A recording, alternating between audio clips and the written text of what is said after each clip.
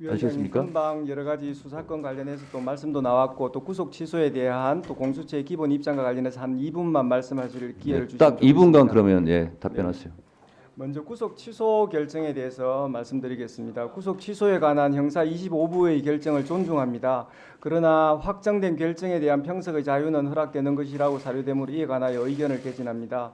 재판부가 판단하신 대로 날 기준이 아니라 시간 기준에 의하더라도 윤 대통령 측이 청구한 체포적부심 관련하여 기록이 법원에 머무른 10시간 32분 동안을 합하면 2025년 1월 26일 오전 9시 7분경이 아니라 같은 날 저녁 7시 39분까지 구속기간이 연장됩니다.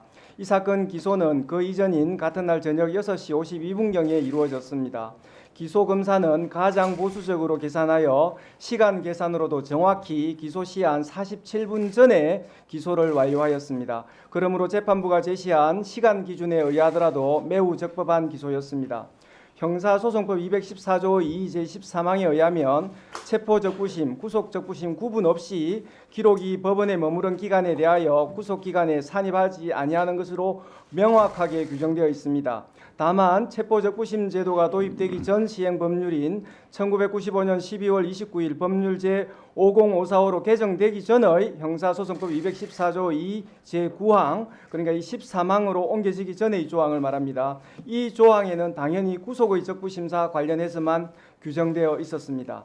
재판부는 형사소송법 214조 2 제13항 후문이 체포적부심에 적용되는지 분명하지 않다고 보아 위 10시간 32분을 전혀 고려하지 않고 구속기간을 넘겨 기소하였다고 판단하였는데 법 왜곡이 아니라 법 해석으로 평가받기 위해서는 현행 형사소송법 214조 2 13항 규정 중 어느 부분이 불분명한지에 대해서 해명되어야 한다는 생각입니다.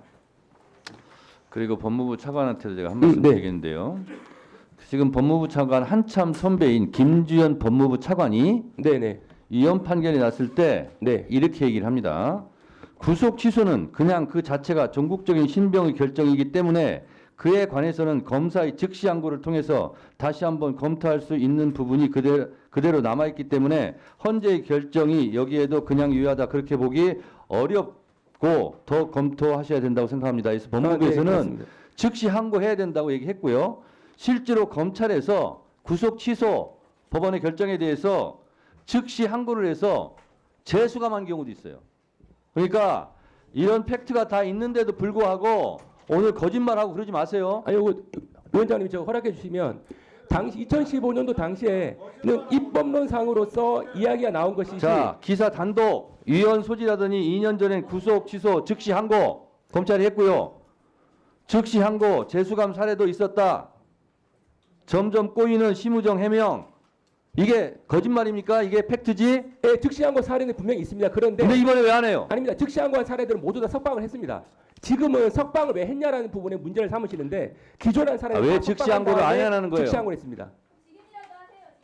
그 본안에서 다툴 예정입니다.